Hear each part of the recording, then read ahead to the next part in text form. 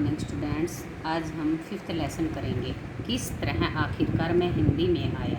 किस तरह आखिरकार मैं हिंदी में आया, इसके लेखक शमशेर बहादुर सिंह हैं। यह पाठ एक संस्मरण है। इसमें लेखक ने श्री हरिवंश राय बच्चन तथा सुमित्रा नंदन पंत के साथ बिताए गए जीवन के अक्षणों को याद किया है। प्रस्तुत संस्मरण का सार इस प्रकार है, ध्यानपूर्वक सुनोगे। इस संस्मरण में बताया गया है कि लेखक को किसी ने ऐसा कुछ कहा कि वह पहली बस पकड़कर दिल्ली आ गया। उसने सोच लिया कि अब वह उसे दिल्ली में ही रहना है और पेंटिंग का काम सीखना है। लेखक को वकील आर्ट स्कूल में मुफ्त में दाखिला मिल गया था। वह करोल बाग में एक कमरा किराए पर लेकर वहाँ रहने लगा।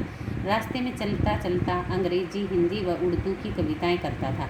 उसकी आदत सी बन गई थी। वह हर आने जाने वाले के चेहरे को ध्यानपूर्वक देखता, उनसे अपनी पेंटिंग के विषय ढूंढता, कुछ साइन बोर्ड में पेंट करके उन्हें कुछ बड़े भाई साहब से प्राप्त धन से गुजारा करता।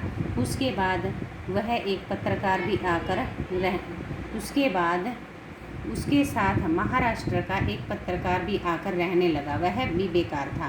वह इलाहाबाद की चर्चा किया करता था। लेखक उन दिनों बहुत अकेला और बेचैन सा रहता था।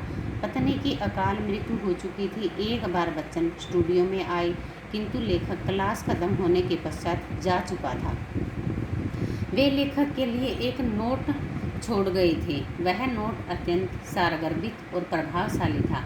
लेखक ने उसके लिए अपने आप को अत्यंत कृतज्ञ अनुभव किया। जवाब में कृतज्ञतापूर्ण एक कविता भी लिखी और उनके पास कभी भेजी नहीं। कुछ समय बाद दिल्ली के कुछ ऐसी घटनाएं घटी कि लेखक पुनः देहरादून आ गया। वहां आकर लेखक अपनी ससुराल की केमिस्ट एंड ड्रगिस्ट की दुकान पर कंपाउंडरी का काम सीखने लगा।